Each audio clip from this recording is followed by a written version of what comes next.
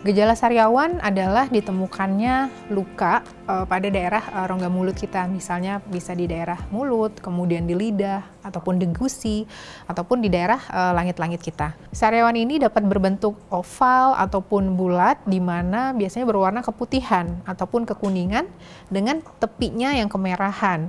Dan jumlahnya pun bervariasi, bisa ditemukan hanya satu buah di daerah rongga mulut ataupun beberapa buah di dalam rongga mulut kita.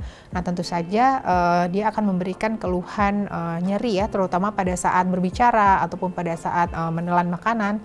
Dan biasanya sariawan ini dapat menghilang dengan sendirinya dengan jangka waktu sekitar 2-3 minggu.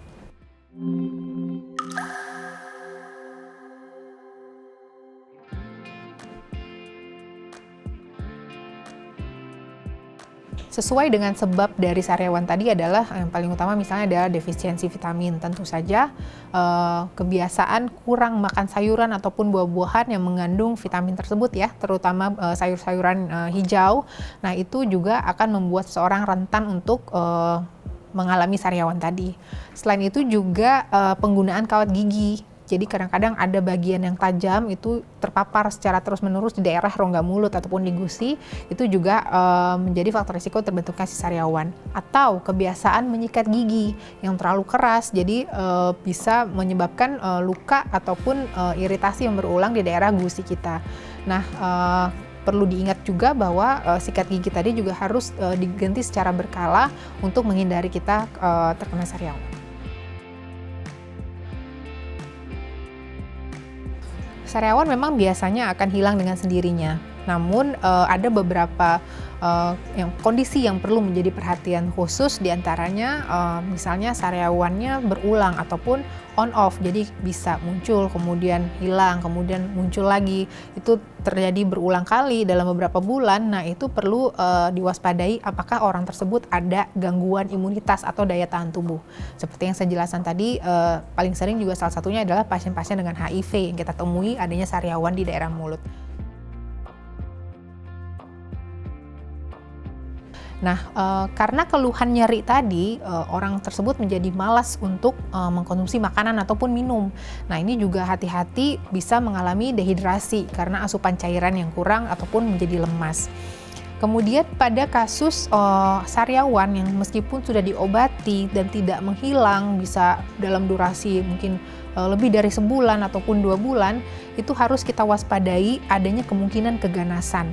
Nah, biasanya memang selain bentuk luka tadi yang warna keputihan, apabila diraba itu akan terasa seperti ada benjolan juga biasanya.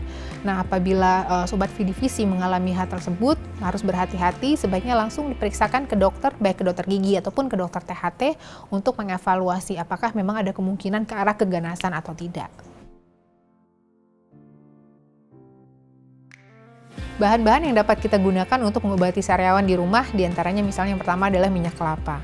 Minyak kelapa ini dapat digunakan dengan cara mengoleskannya dibantu dengan cotton bud pada daerah yang mengalami sariawan tersebut. Kenapa? Karena minyak kelapa dipercaya memiliki anti-inflamasi, sehingga dia dengan mengoleskan minyak kelapa tersebut akan membantu mengurangi rasa nyerinya tadi dan menyembuhkan si sariawan. Kemudian kedua adalah kantong teh. Jadi teh celup yang telah kita gunakan itu biasanya dapat kita langsung kompreskan pada daerah yang ada sariawan tadi. Nah, si kantong teh ini terutama teh chamomile itu dipercaya memiliki senyawa antiinflamasi dan antiseptik. Nah, ini juga dapat dicoba di rumah untuk membantu mengobati sariawan. Selain itu juga konsumsi yogurt. Yogurt adalah sebagai untuk menjaga keseimbangan bakteri ya di dalam tubuh kita. Manfaatnya banyak sekali. Nah, dengan konsumsi yogurt ini biasanya akan menekan pertumbuhan bakteri yang jahat, sehingga mungkin apabila mengalami sariawan mencegah supaya infeksinya tidak berjalan lebih lama. Nah, selain itu juga kita dapat membeli cairan antiseptik khusus untuk kumur-kumur ya. Itu dapat kita peroleh di apotik ataupun di drugstore, kita bisa peroleh, kemudian dia akan memberikan efek ataupun membersihkan rongga mulut kita karena cairan antiseptik tadi. Namun kalau misalnya ternyata kita tidak memiliki cairan antiseptik di rumah, kita juga bisa membantu dengan kumur-kumur menggunakan larutan air garam, yaitu dengan takaran 1 gelas air putih dicampurkan dengan garam dapur sekitar setengah sendok teh. Oke, cara menjaga kesehatan mulut supaya kita tidak mudah rentan terkena sariawan, yang pertama adalah menjaga kebersihan rongga mulut itu sendiri, yaitu mungkin dengan cara rajin menyikat gigi minimal 2 kali sehari dan dapat diikuti dengan kumur-kumur larutan antiseptik.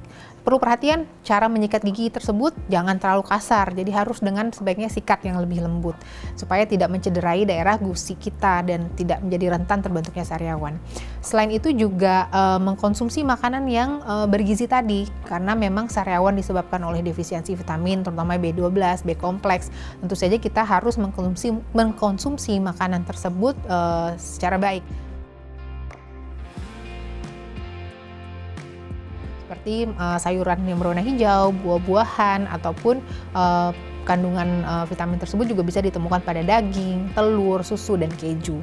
Nah, untuk penggunaan kawat gigi ataupun behel itu juga dapat dibantu dengan mengoleskan lilin khusus yang biasa digunakan untuk pada daerah-daerah yang kawat tersebut tajam atau dapat mengiritasi daerah pipi ataupun gusinya.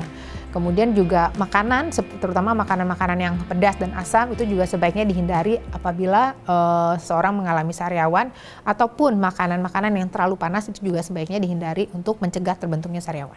Demikian penjelasan saya mengenai sariawan. Saya Dr. Hamidah Hayati Faisal, spesialis THT KL. Sampai ketemu di episode berikutnya.